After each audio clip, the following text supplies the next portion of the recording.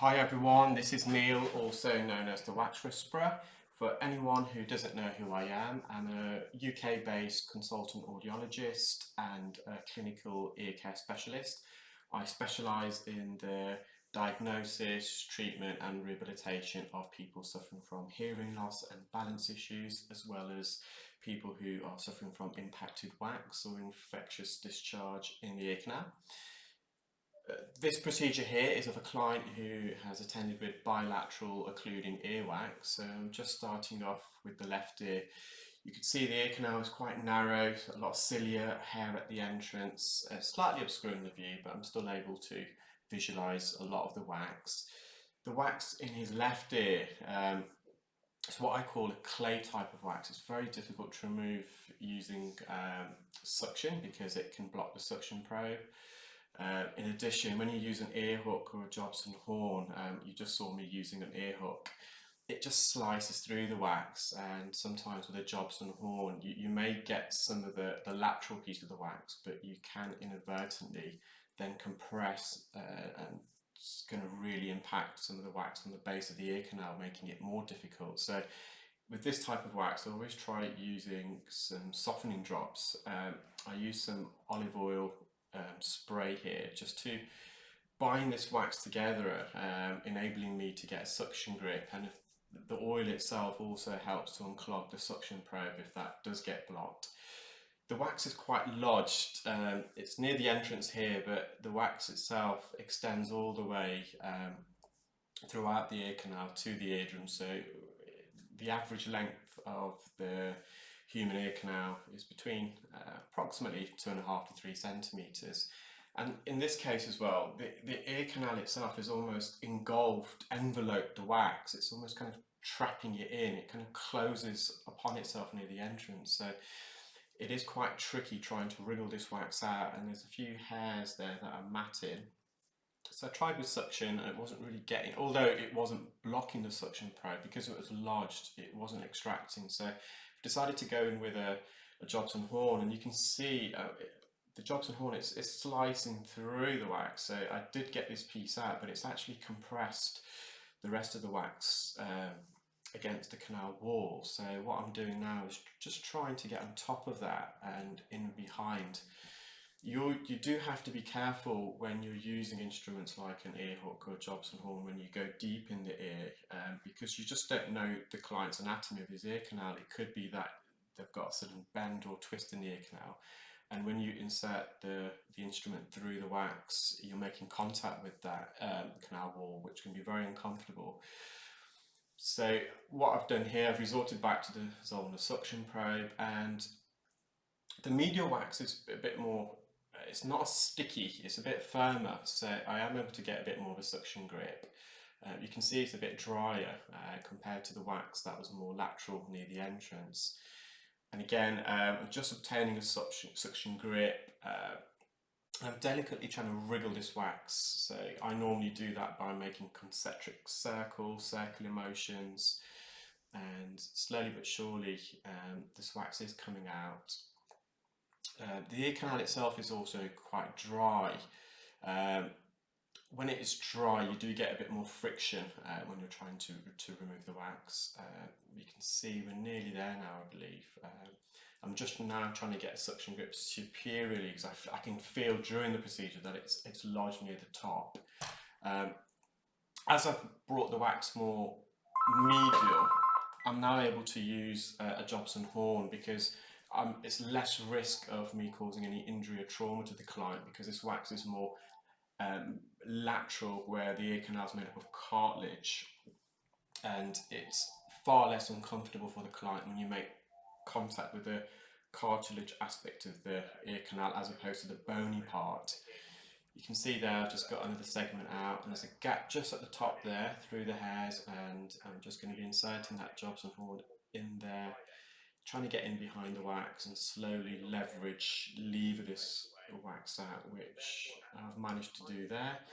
You can see quite a lot of skin adhesions on that wax. That was the white patches around the edge, the periphery of the wax, which is adhered to the ear canal wall. The eardrum's nice and healthy there. This is the client's second ear. In this here, the wax is literally almost kind of visible at the ear canal entrance, so it's trying to migrate outwards, but it just hasn't quite managed to do so. And I feel with this client in his right ear especially, the ear canal's a bit more narrow and twisty near the entrance. It's a bit drier, the consistency of the earwax compared to the client's left ear. So I'm just trying to use a Jobson horn, trying to get in behind the wax in the posterior canal wall to kind of lever it out. And now I've gone superiorly at the top of the ear canal. There's a bit of a gap there, so I've managed just to insert the Jobson horn there and slowly but surely levering this wax out. Again, there's a lot of cilia there. It's slightly obscuring the view, but I'm still able to visualise the wax, and it's kind of really safe for me to continue. If there was a lot of cilia there, what I would typically do is get some crocodile forceps and pluck those hairs out. Can be slightly uncomfortable for the client, but more often than not, they do tolerate it. The problem with trimming those hairs, if you trim those, they could just fly loose in the ears, kind of matting more against the wax, making it more tricky to remove. Again, I'm just using a Jobson horn. I'm able to go posteriorly there. You can see again at the base of the ear canal, there is quite a few skin adhesions, and as this wax is being extracted, this skin is peeling off the ear canal, causing a bit of blistering. Not much really we can do with that. It's not uncomfortable for the client, and it's quite normal when you perform earwax to get a bit of bruising, a bit of blistering. The ear canal is very sensitive, very delicate, and it's not always the case that it bruises or blisters when you make direct contact. Sometimes as you remove the wax, as the skin adhesions peel away, it's that itself that's causing the blistering and bruising. The wax here is a bit more lodged. We're more kind of midpoint centre of the ear canal. It's quite dry, loads of hair there. I'm just trying to loosen it, so I'm just trying to get a suction grip, lifting it, and I think I'm going to go in again with this suction probe, am I? Let's have a look. No, so I've decided now to use a St. Bart's heel hook. There's just enough gap at the top for me to insert that hook behind the wax, allowing me to gently lever and maneuver this wax forward. It is quite impacted. You can see I'm trying to put a lot of pressure there as I'm trying to extract this wax. So again, there's a bit of a gap at the top. So a lot of these videos, I'm narrating over them a few days later. So for me, I can't remember exactly what I did at the time. So in a way, I'm visualizing the video myself and anticipating what I should be doing, and which is quite useful, because when I review my videos, I always learn new things. We're never too old to learn. That's part of being any professional. You review your work, you analyze it, and you kind of ask yourself what you can do better. So for me, watching these videos back is a great learning tool. And again, I'm using the ear hook there, just trying to get this wax through that narrow entrance. I'm trying to get, once I get in behind the wax, I'm putting a bit of pressure when I'm levering this, just to extract this from the entrance. And I've got the majority of the wax there. You can see there's a coating of dead skin there, and it's very dry and crusty. So I'm now using a fine engorged attached to a standard Zollner suction probe. I find actually at this point it's not a fine engorge, it's the normal standard Zollner suction probe, and I'm just trying to lift this larger piece of wax. You could sometimes use a crocodile forceps, but with forceps, with this type of dead skin, although it's dry near the entrance, it's a lot more damp and softer, more medially. So I find with a crocodile forceps, you may be able to get the crusty bit of wax out, but you're not, the remaining skin, more medial near the eardrum, it's still present. I always try to like getting skin off in one go. It's just a lot easier sort of tearing it into little pieces. So to help me with that, I've just instilled some sodium bicarbonate earwax drops. I find that works better with skin than olive oil. And now I've attached a fine engorge to the standard Zollner suction probe. And the reason for that is that with skin, it can clarinet. You've probably heard me in my previous videos. When you suction skin, it can flap and flap very violently. And we call that clarinetting, and clarinetting can emit a very loud, uncomfortable, high frequency squeal, which can not only be almost deafening for the clinical ear care specialist, but more so for the client, because we're in the ear canal very adjacent to the eardrum.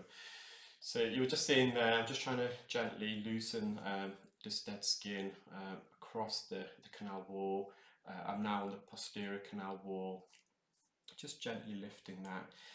As the skin gets closer to the eardrum, there's a lot more tension, and you may not be able to see it kind of by just watching the video, but when you're performing the procedure, you can feel that skin is a lot more stubborn. That skin, does it warrant removal? I think with that amount of skin, yes, I do, because that skin, there's large flaps there, and if it's windy or if the client's chewing or kind of talking, they may feel that skin flapping in the ear canal. It won't contribute to any reduction in hearing, but it may just be a bit itchy for the clients. So when there's a large piece of skin like this, I do like to try and remove it. It's not always possible. Skin is very difficult. You can imagine when you've got kind of wrinkled fingers and a bit of dry skin there and you're trying to peel it. It is a bit uncomfortable, and it is quite quite tough and stubborn. So I've lifted the majority of the skin now, and I'm just on the superior. So when I say superior, I mean at the top. Inferior means at the bottom, so facing the ground. Anterior means facing towards the midline, the nose, in this case for the right ear, and the posterior canal wall is the back part of the ear canal, facing away from the nose.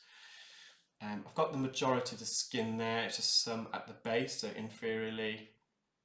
You've got the crusty bit that I've got contact with the fine end. Beyond that, it's a bit more loose and damp dead skin. I'm just trying to wriggle. The client is, you can feel me in the ear canal, but it's comfortable. It goes without saying, if you've got skin in your ear and someone's really deep in your ear canal with an instrument, they are going to feel that. But as long as it's comfortable, that's the main thing. And in this particular procedure, the client is completely comfortable throughout. If the client at any stage expressed any discomfort, we would have stopped immediately. But the client was tolerating the procedure very well indeed, which enabled me to continue. Bit more skin there. I don't think I was able to remove all the skin, but I've got the big flap off there. You can see a few remnants of skin. That's fine. That's not going to cause any symptoms to the client. It's not going to be itchy or irritable when the client talks, or if there's any wind in the ear. And that's the eardrum. So the eardrum slightly dull, no light reflex. Typically, when you got a very healthy eardrum, when we examine the eardrum using an endoscope or an otoscope, or indeed even an operating microscope, you get a reflection of the light that we use to illuminate the ear canal off the eardrum, and we call that a light reflex. And a light reflex typically indicates a very healthy and normal and functioning eardrum.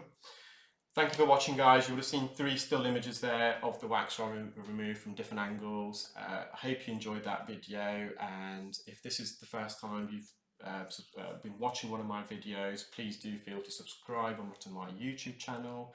When doing so, please also select the bell icon so you get notified as and when I upload new videos. And if you're watching this on Facebook, please do like, share, comment, and follow my Facebook page. Thank you, guys. I'll speak to you all soon. Bye.